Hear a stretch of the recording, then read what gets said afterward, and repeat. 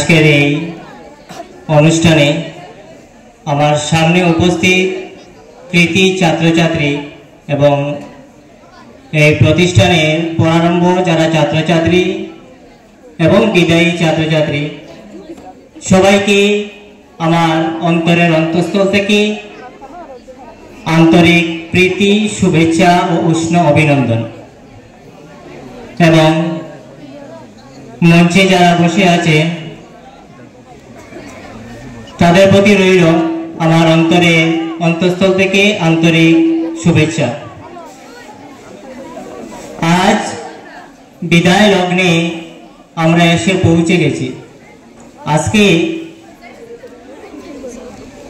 আমাদের সম্মুখে যে বিদায় শব্দটাকে যদি আমরা পাঠ করি তাহলে আমরা তিনটা শব্দ পাবো, বি দা অন্তস্থ অ, তিনটা শব্দ। আমরা বর্ণমালার মধ্যে পড়েছি ক থেকে চন্দ্রবিন্দু পর্যন্ত। এই চন্দ্রবিন্দুর মধ্যেই কিন্তু বিদায় শব্দটা আছে। ঠিক সেইভাবে আমাদের আজকে এই প্রতিষ্ঠানে আমরা এই পড়াশোনা করেছি এবং এই প্রতিষ্ঠান থেকে আমরা আনুষ্ঠানিকভাবে বিদায় নিচ্ছি। কেউ যদি বলে এটা কিন্তু বিদায়, আমি বলবো এটা বিদায় নয়, এটা হচ্ছে তোমাদের আনুষ্ঠানিকভাবে বিদায়। কারণ এখান থেকেই তোমাদের জীবনের প্রথম ধাপ শুরু হবে। মানুষ যখন একটি সিঁড়ি থেকে অন্য সিঁড়িতে যায় তখন এক পাও দে, তারপরে দু পাও দে। তো তাই যারা এখন এইচএসসি পরীক্ষার্থী এবং এইচএস বিদ্যার্থী যারা রয়েছে, তোমরা কিন্তু একটা কথা মনে রাখবে, তোমাদের আজকে বিদায় দেওয়া হলেও কিন্তু তোমাদের বিদায় নয়। এটা তোমরা এই প্রতিষ্ঠানের সঙ্গে ওতপ্রোতভাবে জড়িত থাকবে। এটা কিন্তু একটা প্রমোশন। আমি বলবো এটা একটা প্রমোশন। একটা এক্সাম্পলের সহিত আমি তোমাদেরকে বুঝিয়ে দিচ্ছি। যখন 2014 সাল ছিল তখন আমি এই স্কুলের একজন বিদ্যার্থী ছিলাম, আমি একজন ছাত্র ছিলাম। আজকে 2025 ইংরাজি, আমি এই স্কুলের একজন শিক্ষক।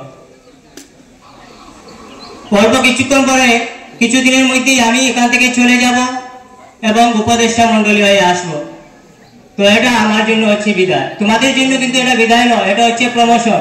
আজকে তোমরা এখানে ছাত্র রয়েছো, আগামী দিনে পড়াশোনা করে তোমরা এই স্কুলে পড়াতে পারবে বা অনেক বড় বড় স্কুলে পড়াবে। তার জন্য এটা কিন্তু তোমাদের বিদায় দেওয়া হচ্ছে না। বিদায় তখন আমরা বলবো যখন আমাদের এই জীবনটা ছেড়ে আমরা যখন চলে যাই, এটা হচ্ছে কিন্তু বিদায়। নতুবা বাকি যত বিদায় শব্দ রয়েছে কোনোটাই কিন্তু বিদায় নয়, সব বিদায়ই আনুষ্ঠানিকভাবে বিদায়। আজকে ঘর থেকে যখন আমরা বিদায় নেই, মাকে বলি, বাবাকে বলি, মা আমি আসি, এর মানেটা কি? এর মানেটাই হচ্ছে আমি আবার বাড়িতে প্রত্যাগমন করব। এটাই হচ্ছে বিদায়।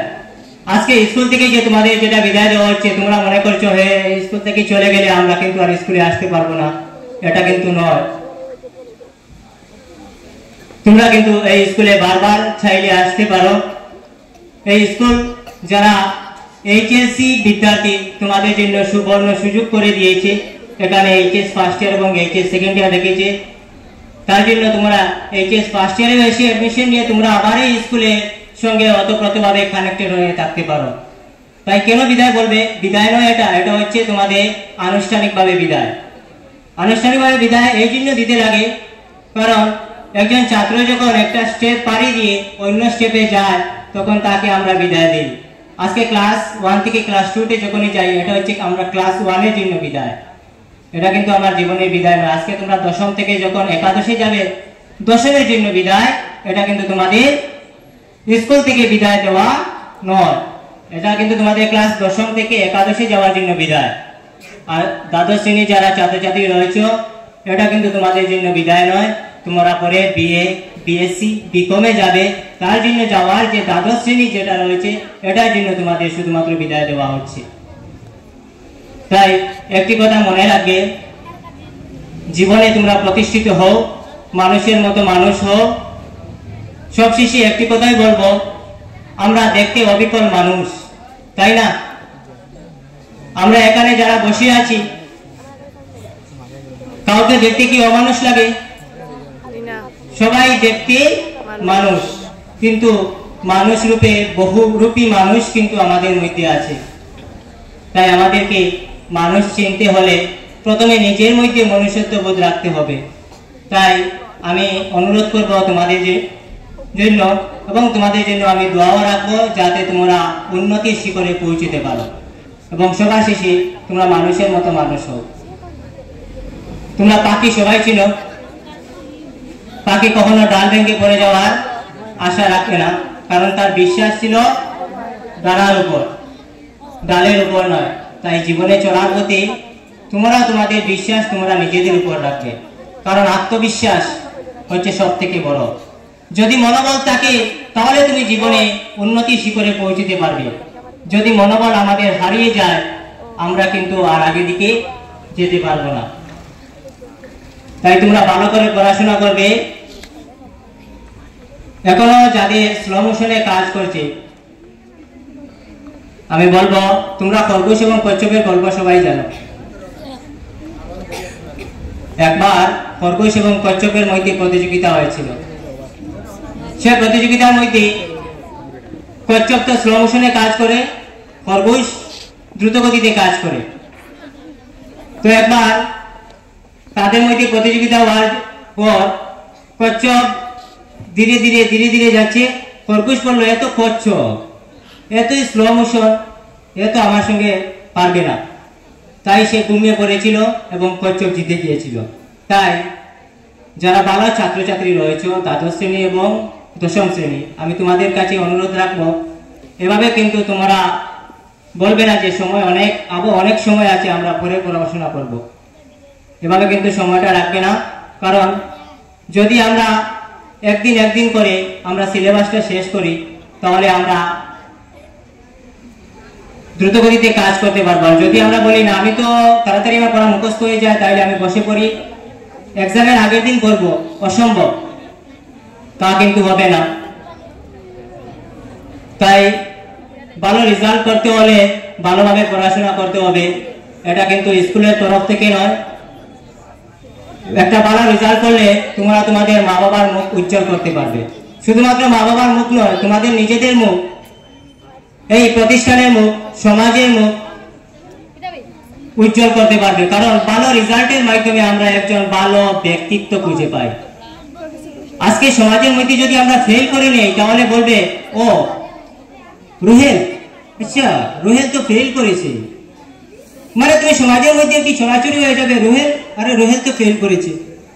তাই সমাজের মধ্যে যেন এই নামটা না চড়ায়। আমি রুহেল এক্সাম্পলের সহিত নিয়েছি, যদি কারো নাম রুহেল থাকে আমি দুঃখিত। আমি এক্সাম্পল হিসাবে রহিম নিতাম এবং রহিমা নিতাম, কিন্তু আজকে আমি নামটা চেঞ্জ করে রুহেল নিয়েছি, কারণ তোমাদের ক্লাস শেষ হয়ে গেছে। আমি রহিম এবং রহিমা দিয়ে অনেক এক্সাম্পল দিয়েছি। যেহেতু তোমাদের ক্লাস শেষ হয়ে গেছে, রহিম এবং রহিমা মারা গিয়েছে, তাই আমি নতুনভাবে রুহেল নিয়েছি। তোমরা জানো তোমাদের দ্বাদশ শ্রেণীর পরীক্ষা 13 তারিখ থেকে, এবং যারা ম্যাট্রিক রয়েছে তোমাদের পরীক্ষা 15 তারিখ থেকে। তোমরা প্রথম দিন খেয়াল রাখবে, একটি পরীক্ষা দেওয়ার পর ইংরেজি পরীক্ষা প্রথম দিন দ্বাদশ শ্রেণীর ছাত্রছাত্রী এবং দশম শ্রেণীর ছাত্রছাত্রী তোমাদের প্রথম দিনে কিন্তু ইংরেজি থাকবে। তাই তোমরা খেয়াল রাখবে, ইংরেজি পরীক্ষা দিয়ে অনেকেই ঘাবড়ে যায়, হ্যাঁ আমার ইংলিশ ভালো হচ্ছে না, এই বলে মাথার মধ্যে টেনশন নিয়ে আসে। তাই পরবর্তী এক্সামগুলো খারাপ হয়ে যায়। যা হবার হবে, তোমরা এখন যা পড়াশোনা করবে তার প্রতিদান তোমরা পরীক্ষার হলে পাবে। তাই এখন থেকে যদি ভালো করে পড়াশোনা করো রেজাল্ট অবশ্যই ভালো হবে এই আশা রেখে, কারণ সময় সংকীর্ণ, কথা বলার অনেক ছিল, সময় সংকীর্ণ থাকার কারণে আমার বক্তব্য এখানে আমি শেষ করব। সবাইকে ভালো রেজাল্ট করবে এই আশা রেখে আমার সংক্ষিপ্ত বক্তব্য এখানে শেষ করলাম।